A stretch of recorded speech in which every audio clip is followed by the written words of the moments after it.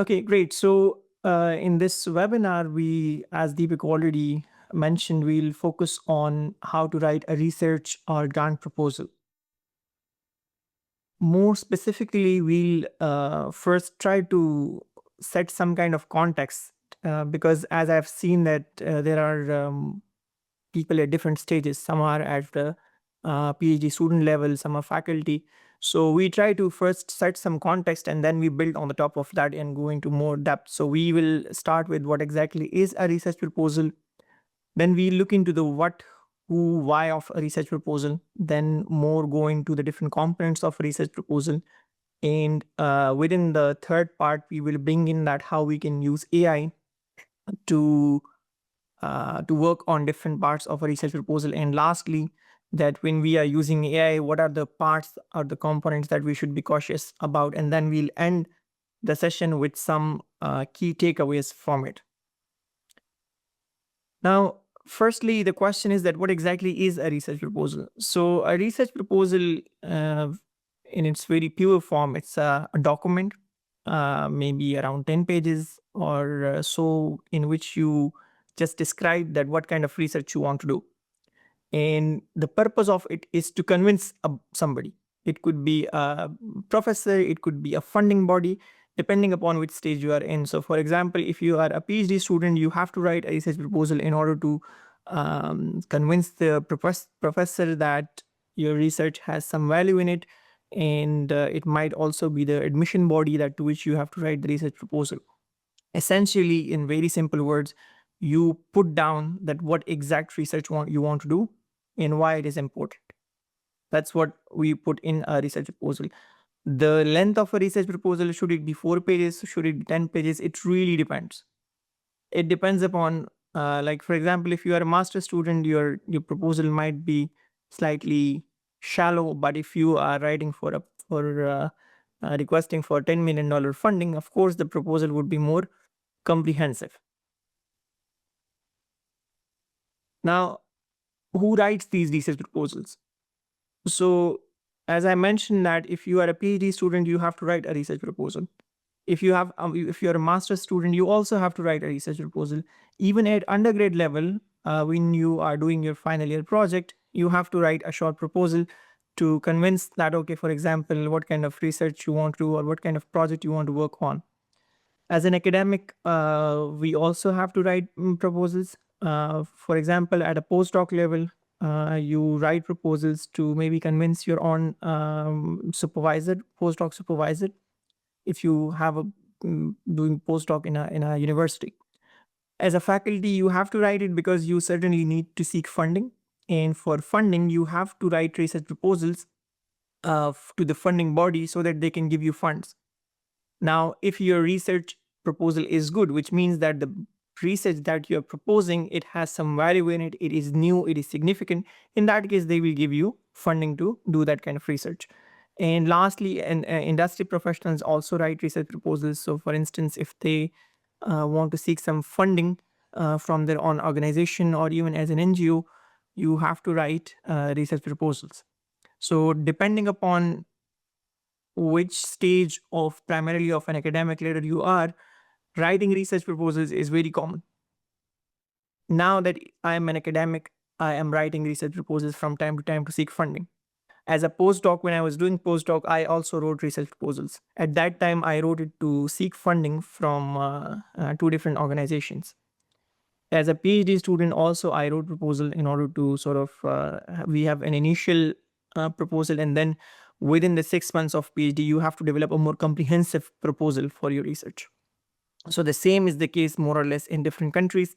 Research proposals as a researcher, as an academic, is something that you have to do from time to time, and it is in all your benefit to sort of master it, that how to write a good research proposal. Now, the question is that why it matters. And the simple answer could be that as a professor, I will accept you as a PhD student if I am impressed and convinced by your research proposal. As a funding body, I will give you funds if I am convinced by the research you propose that yes, it matters. So it is more of a sort of a pitch, a glimpse of the kind of research you want to do. So if you want to get admission in a PhD, the better your proposal is, the more chances you have to be admitted or get a scholarship. The same is the case with the academics. If you're seeking funding, that entirely depends or mostly depends upon what kind of research you're proposing. So it's a blueprint for your research. It is there for to seek funding for approvals, and also, like for example, in the for the case of academics, because I have as the poll shows that there are many academics who are joining. So one of the key indicators of your performance as an academic is also that how much funds you can bring in, and the funding you can bring in along with other factors, it also depends upon what kind of research you're proposing and whether the research proposal is getting funded or not. So your promotion, your performance, it in a way depends upon how good research you can propose, right, and then seek funding accordingly.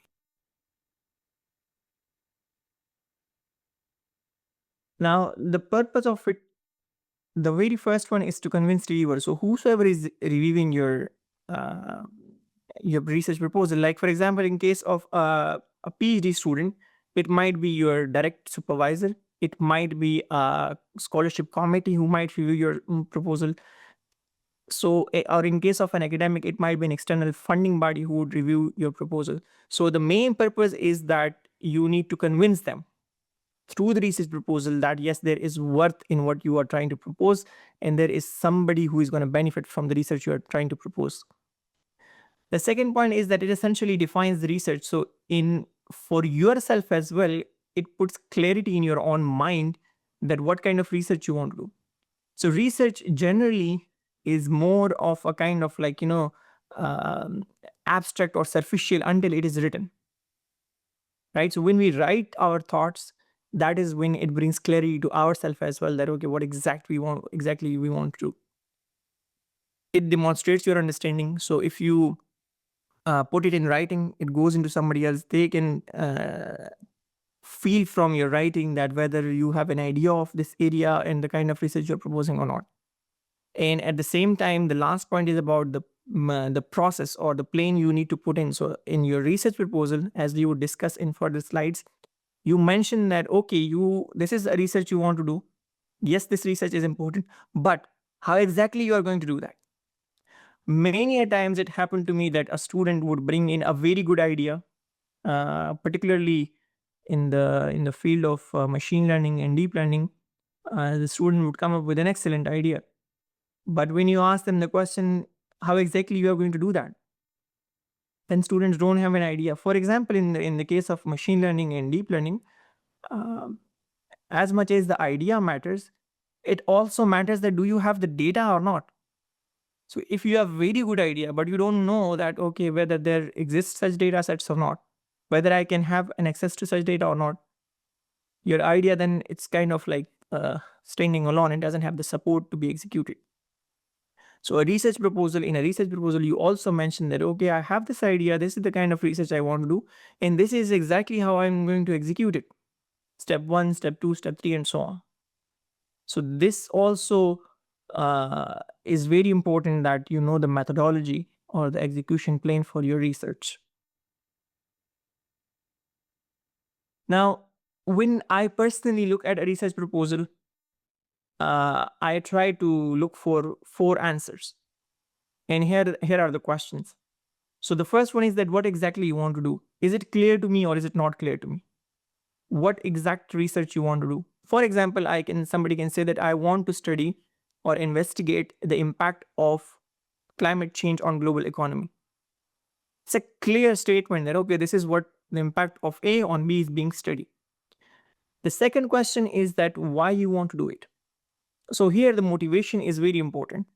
As a reviewer, I need to know that is it important or not. For example, something you might be studying which doesn't have any significance, nobody benefits from it. So that's not something that is going to fly. You need to mention in provide some kind of support and evidence that it is important to do this research, right? The next question is that how you are going to do it. So you have a good idea and you know exactly what to do. It is important as well. But the third thing is that do you have any idea how to execute, how to do it, this research exactly? This is also an important part of your research proposal. Now, one thing is important, what we write in the research proposal, we may not do exactly the same thing while we are executing the research, but you should have some idea.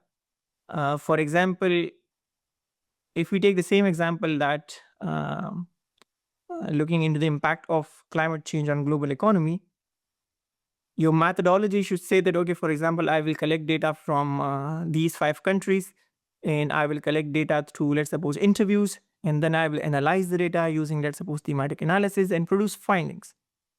So you have some bit of idea that how you are going to collect, analyze, and report the data. And lastly, what has already been done. So for example, your idea is good, okay? It is important as well. You know how to do it as well. But is it new or not? If somebody has already done the same thing, then there is no need for you to do it again. One thing which is important in research is not to produce saturated findings or look into a saturated research problem. So you obviously, the main purpose of your research is to produce new findings. And in question number 4, what's more important is to look at the literature and then position the novelty of your research with respect to existing research. So here the important point is that you have studied the literature. You have done one thing which I want to point out. One of the basic problem here I see in the proposals that come across me is that students, they say, okay, study 1 has done this, study 2 has done this. The thing that is missing is critical analysis of the literature. What does critical analysis mean? It means that as a researcher, I need to reflect on it, that what are the strengths of these studies and what are the weaknesses of these studies. And then based on those weaknesses, I will position the novelty of my own research. The descriptive nature of literature reviews, I've seen it many times. It is quite boring and it is quite useless. If I have to summarize a research paper, there are many tools I can give the paper to that and they can summarize the paper for me. What's more important is the authors or the researchers' own reflection. Okay, I have read a paper. What is it that I found good in this paper, and what is it that I found missing or weakness in this paper? That should come in the part question 4, that what has already been done. And this is your place where you need to justify the novelty of your research. So just to summarize, these are the 4 basic questions that must be answered in your research proposal. If I read a whole research proposal and I couldn't find answer to even one of them, that is where I started to have a kind of missing the plot in the whole research. Okay, now what a research proposal should look like. So before I go through this particular these steps, sometimes when we write a research proposal, the template is already defined. For instance, if you're applying for a PhD position to a university, they might already have a template that, okay, these are the sections you need to complete. If you are applying for funding, the funding body might have given you a predefined template. In those cases, you need to stick to those templates. These sections that I put in, these are generally parts of a research proposal. So a research proposal, it should start with a title, an abstract. For the title, usually it's like, I would say, like the name of a movie, right? So if the name is interesting, this in itself directly connects with you, it engages you. I'm particular about the title. When I give a title to a research proposal or even to a paper, I try to take sort of feedback from a couple of people that does it sound good or does it make sense or not. So try to give a good title to your research proposal. Abstract, that's more like the trailer of a movie, that if you could engage someone while reading your abstract, they are likely going to read the rest of your research proposal with more sort of interest. So it's a short glimpse of the research you want to do. Try to do one thing in the abstract. Make sure that there is no typo mistake. I have heard it from multiple professors that if they're reading a research proposal or a research paper, and if it has a typo in the abstract or in the title, that is where their impression completely turns negative, because it shows that as a researcher you are not careful. If you cannot write 200 words with being careful, then there is a problem. So make sure that your title and abstract are, of course, your entire proposal should be free from typos and grammatical errors. But if not all, at least there shouldn't be a typo and a grammatical mistake in your title and abstract. The introduction part. So here you put down your research questions or the problem you're trying to solve. One thing is that often at times, the people who are reviewing your research proposal, they might be very busy. So if they don't read your introduction entirely, at least there should be some part that should be highlighted. That should be maybe put in a box or in bold points, and that should be a problem, that what exact problem you're trying to solve in your proposed research. In the introduction section, what I personally also look for is that whether or not the researcher has convincing arguments about the novelty and about the importance of research, primarily about the significance of research. So in here, try to bring in some references, some solid references that, okay, for example, this person has said that it's important to, let's suppose, study the impact of climate change on global economy for this reason. So that sort of gives some kind of confidence to the reviewer that, yeah, okay, this research, the problem is good and there is evidence that shows that it is an important problem and it needs to be solved or looked into. The third part is about literature review. So here, as I mentioned, that you need to study at least 10 to 15 related papers. Nowadays, there are many tools that can really help you to identify relevant studies. In this case, the one thing I find more interesting is to have a table in the literature review part where you sort of say study 1, study 2, study 3, then you put the different aspects, like for example, what data set this paper has used, what kind of algorithm this paper has used, and then at the end you say our work.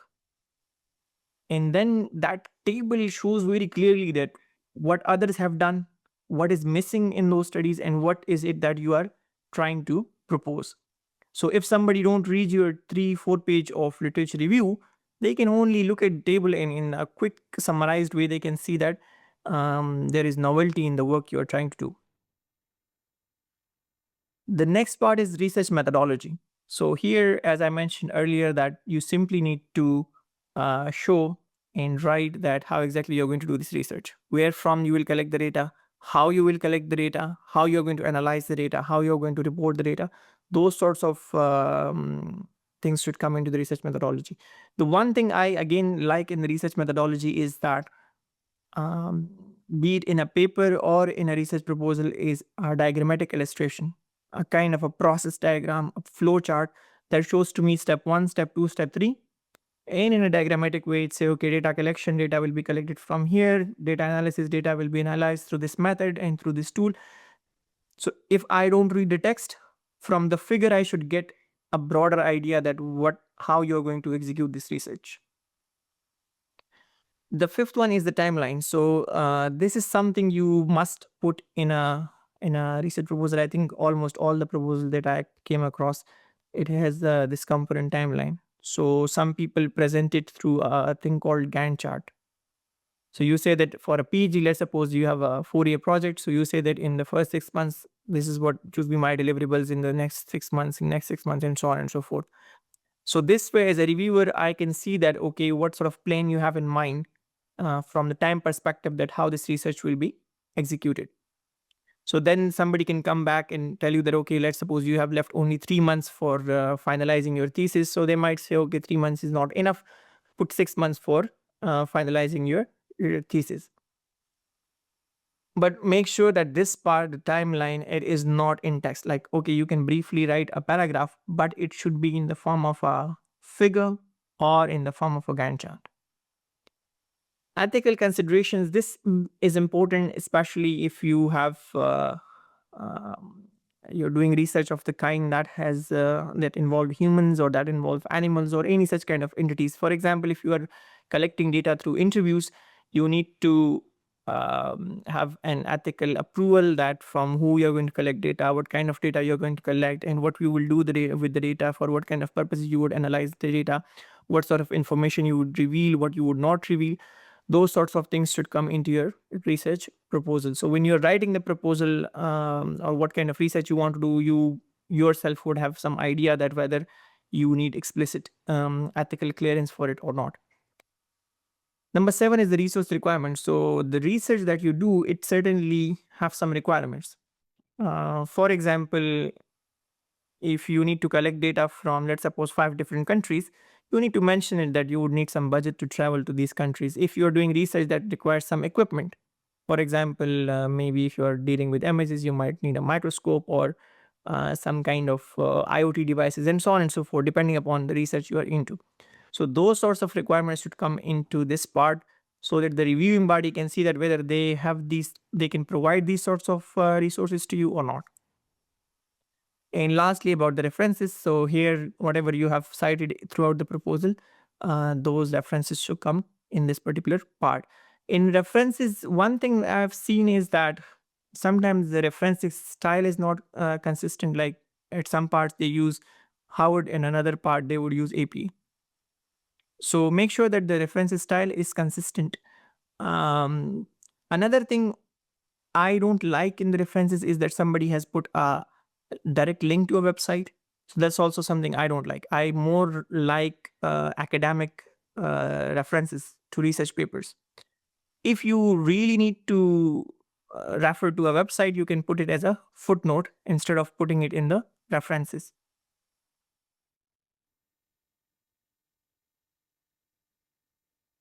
Okay, so now we go to the second part of the webinar, and that is about that. Okay, for example, we understood that what is the research proposal. We understood that how a research proposal should look like. But now that the second part is that, can we use AI to do all of this thing? Can AI help us to do these things? How we should use AI, and what is it that we should be cautious about? So this is the second part of the proposal. Now, we start with the research gap. So obviously, when you're writing a research proposal, you have to have some idea of a gap, that what exact research you want to do. Like, for example, the one that I mentioned is that let's suppose I want to do research on looking at the impact of climate change on global economy. Okay, so you need to start with some bit of research gap. Now, if you are a master student or a PhD student, you might discuss this thing with your supervisors, and they can help you that, okay, this is a broader area in which you can look into. If you are an academic, then you already have a defined path. And like in my case, I do research in machine learning and in cybersecurity. So I have some bit of idea that, okay, there might be a gap here, then might be a gap over there. So you need to start with a gap. And what is a gap? It's essentially an unexplored area in your research.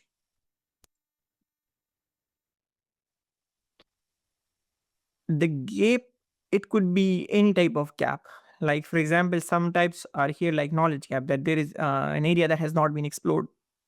There could be an evidence gap, which means that an area has explored, but the evidence is not enough, or you are anticipating that you might come up with contradicting findings that might be quite opposite to the existing findings. This could be a methodological gap. For example, somebody has done research and they have used a method, but that method is not good enough. And you want to explore the same problem using a different methodology. It could be an empirical gap, which means that there is not enough data on the topic and you want to first collect new data and then analyze it. It could be a practical knowledge gap, which means that something is being said in theory, but there is not enough evidence to support that theory. It could be a theoretical gap, which means that a theoretical explanation for a topic is not enough, and you want to do some experiments to either support or contradict the theory. It could be a population gap, which means that the existing research, they have not collected data from enough population. Let's suppose there has been a research done that where data has only been collected from Europe, and you want to collect data from, let's suppose, Asia and North America. And the last one is that it could be a data gap, which means that the existing data is insufficient to address the research problem. So you want to collect more data and produce more generalized findings. So depending upon what field of your research you are into, you can identify the gap accordingly, and then you try to jump in, make sure that there for sure exists this gap, and you want to fill it.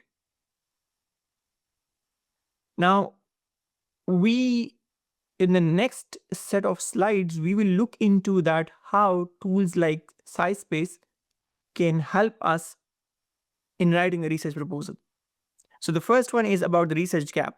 Now, obviously, when you're writing a research proposal, at least you would have the area defined. Like, for example, you might be in the microeconomics, you might be in the healthcare, and so on and so forth. So this is a sample prompt that is given to SciSpace, and let's see that how it can help you to at least pinpoint towards particular gaps in your research area. So when you run that prompt in SciSpace, it's gonna of course take some time, but here is a typical output that you will get. So here you see that it has identified gaps like gap 1, gap 2, and so on. It is mentioning to you that what is missing, why it is important, and then some references. So this is in a way a good starting point for you. Like, for example, if I am looking for research gap, when I run this prompt, I will then after that go back and take these references and study them and see that, okay, whether these gaps are actually there or not. So you see that against that prompt, it has identified all these different types of gaps. So as a researcher in a particular area, you obviously would have some kind of domain expertise that can help you to see that which particular gap has the potential to be taken forward. Now, once you identify that gap, after that, what you need to do is that you need to identify the papers for your literature review. This would help you to sort of compare the exact research you want to do with what has already been done in related studies, right? Now, if I share my experience when I was doing PhD, it used to take a lot of time to identify relevant papers. You have to go through the digital databases like IEEE Explore or ACM Digital Library, and you used to do all this keyword searches. So it was a very long process to identify the right set of papers. Now, what you can do is that with tools like SciSpace, you can run a query, and it takes a lot of time, not a lot of time, but it goes very deep to identify the right set of papers for you. So if we look at this one, so I input a query to it that what is the impact of AI on education? And then it asks you another question to further concretize the query that you are inputting into it. So I say that I'm interested in higher education.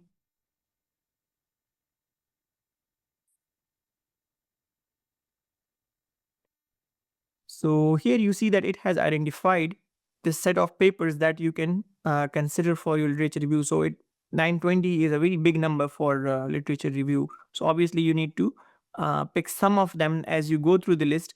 Based on the title, you can select that, okay, these are the studies that are relevant to my gap that I have identified in the previous step.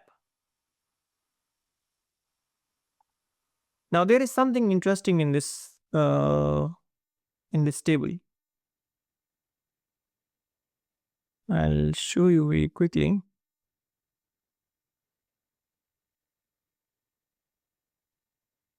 here. So if you look on the right side, so we have these suggested columns, right? Like for example, insights, TLDR, conclusions, results, and so on and so forth. Now, what happens in a traditional way, like the way I used to do it years ago, that I have identified, let's suppose 50 different papers for my literature review, then I have to go through all of them to extract the data of my interest, which could be like, for example, I'm interested in the methods they have used, or I'm interested in the limitations that are there in those papers, or I'm interested in the results part of these papers. So I have to do all those things manually, reading the paper and extracting the data.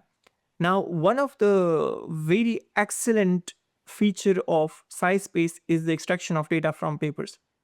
And all you need to do is that you need to click this plus here, and it will extract the data automatically from all the papers for that particular part. Like for example, if you want to extract the data about the methods being used in these papers, so it will just add up here as the as a new column. Or if, for example, you want to identify that which data sets have been used, so you can just simply click here, and then the data sets being used in these papers is gonna come here.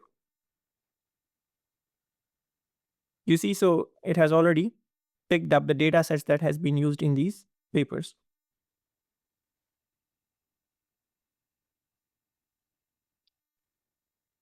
Now, this is just mm, a glimpse of how it used to be, like the way I used to extract data. So this is from one of the literature reviews that I did. So this is the title of the paper, then the summary, then the challenge that they have addressed, the quality attributes, why this quality attribute, and so on and so forth. But all of this, what I did manually, now with tools like SciSpace, you can do it automatically. Okay, now sometimes what happens is that you have identified the papers that are relevant to your research gap and literature review. Now, sometimes you might not be able to access the PDF of that paper. Now, the SciSpace, they added this feature which is quite interesting. So what happens here is that, let's suppose you pick a paper from your library in the SciSpace. In here you see it's checking that whether the PDF is available or not. So it's not available directly. And then it says that get PDF. So when you click on get PDF, there are two options. Either you can download it from a library, or you can request the PDF from authors to send it to you. When you click on the library, what happens is that here you can, like whichever institution you have, like you're from Harvard University or any other university where you have access to the digital databases, you can put in the name of that one, and then it will check whether that particular institution has access to this paper or not. So in this case, it doesn't have access, but if it has an access, in that case, it will automatically turn into from get PDF into PDF, and you can just directly access the PDF of that particular research paper. Now, the next part is about the writing of the literature review. So you have identified the gap, you have identified the research papers, and now you want to write a literature review. So for a literature review, this can the deep research feature of SciSpace, it can give you a more sort of a draft for a literature review. If you want to write it from scratch, everything, that's all good. But if you want to use AI for writing a literature review, this is also an option that you can consider. So if you run this prompt, and this is the kind of literature review it will generate for you. You see, it's a very properly formatted literature review, having all the different sections and having the references. So this one you can take as an initial draft, and obviously you need to refine it. You need to add figures to it. You need to add tables to it, and you need to add more your thoughts and your insights into this one if you want to use AI for writing this literature review. The next thing is about the references. So I already mentioned that what happens is that in a if I'm reviewing a research paper, if I'm reviewing a research proposal, or at times if I'm reviewing a thesis, what I do is that in the references, I look for a few things. The quality of references, the formatting of references, are they consistent or not? whether the date, the authors, the publication venue, those things are mentioned in the references or not. Now, let's suppose you have put in references and then you want to automate the thing that, okay, just that the references should be perfect. There should not be any error. Put this prompt here and then execute it. And it will properly format and remove all those kinds of errors from your reference list in your research proposal. Depending upon which type of reference style you want to use, you can pick accordingly the references from this report.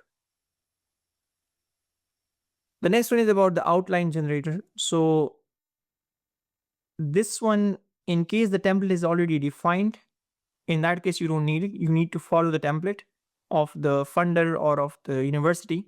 But in case that is not defined and you want to have an outline initially and then you want to fill that in, so you can run this prompt in SciSpace and it will give you the a perfect outline. So here you see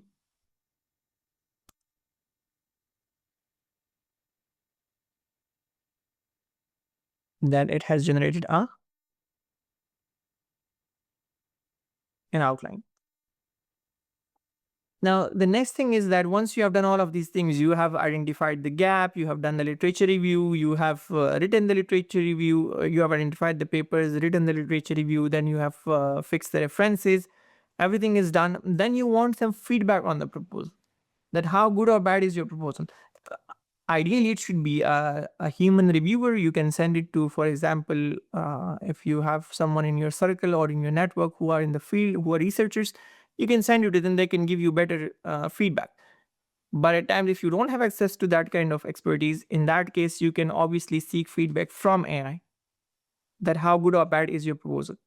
And because I use these kind of tools to sort of get feedback on my work, at times they give you very good feedback. At least the basic mistakes they can really easily identify and bring it to you, that these are the things that you need to fix. So here you see you can run this prompt, and against this prompt, SciSpace will evaluate, review your proposal, and it will give you a review about the different parts, that what is right in your paper, what is not right in your paper, which parts need to be improved, are there any grammatical type of mistakes, and so on and so forth.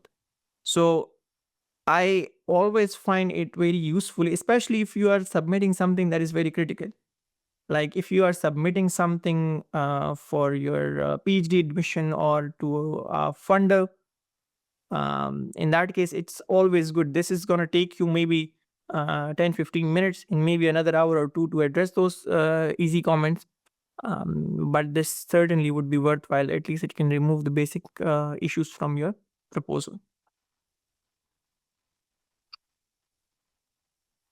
Now, at times what happens is that you might need to convert your whole research proposal into a poster. So for instance, if you are presenting it to your supervisor might not want to read the whole 10-12 pages and want to understand the broader idea. In that case, it's always a good idea to convert your research proposal into a poster. And I have tried it, the posters that SciSpace can create. All you need to do is that you upload your research proposal and ask it to convert it into a poster. And it does an excellent job. It converts it into an almost perfect poster. So let's see how it works. So this is a paper. I uploaded it and I asked it that, okay, convert it into a poster.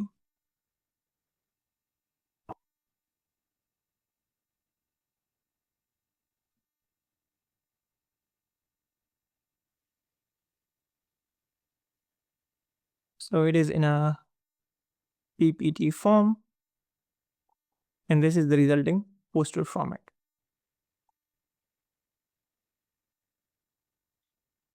Okay, now in the case that you have written a proposal, normally you would have the funder initially identified, and against that you would write. But in case you write a proposal and you want to find the funders that who can fund this proposal, in that case you can run prompt on SciSpace and it will identify the funding bodies for you. So if you look at this one, like this is in the context of UK, that okay, for next 6 to 12 months, which funders are funding research proposal, and it will give you a list of those funders, that these are the funders who would fund proposals in, let's suppose, a particular research area. Now, if you want to use SciSpace for writing research proposals or helping you in your research, so these are some of the discount codes that you can use, given that whether you are a global audience or you are the audience from India. So here is the type of mistake. This one, the 45% off is for the global audience, and the 35% off is for the Indian audience. And this offer expires on 10th of November. Now, coming to the last part, in the first part, we looked at that what exactly is a research proposal, the components of a research proposal. The second part, we looked at that how we can use AI tools like SciSpace to write research proposals. In the third part, we look at that while using AI tools, what are the things that we should be cautious about?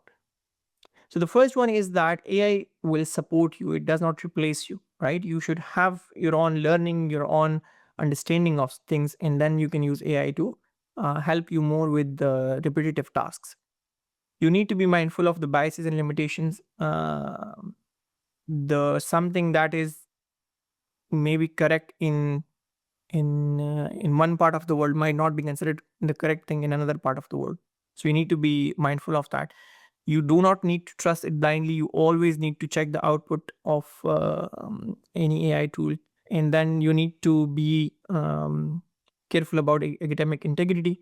You don't want to submit something that is plagiarized, right?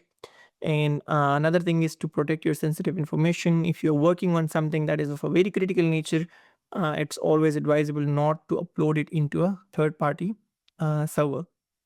And it's always good to be up to date that what is happening in the AI domain, in the sense that this field of AI, or more specifically the use of AI in research, it is changing very rapidly. The rules and regulations, they change, so it's always good to be sort of up to date that what is happening. So to end the webinar, there are some certain things that you can take away with yourself. The first one is that the research proposal, it's your entry point. Make it good. Give it your best shot. It's more like, the trailer of a movie. So if the trailer is good, the movie is going to be good. And this is what your research proposal, the role that your research proposal plays in your entire research. As I mentioned, that there are the 4 questions that I mentioned. I particularly look for those kind of questions to be answered in a research proposal at the minima. And generally, what I like, or what makes research proposals stand out, is that a good use of figures, tables, to sort of bring the key stuff at the one step up from the rest of the paper. The use of AI, number 4 point, is that the use of tools in education will further increase.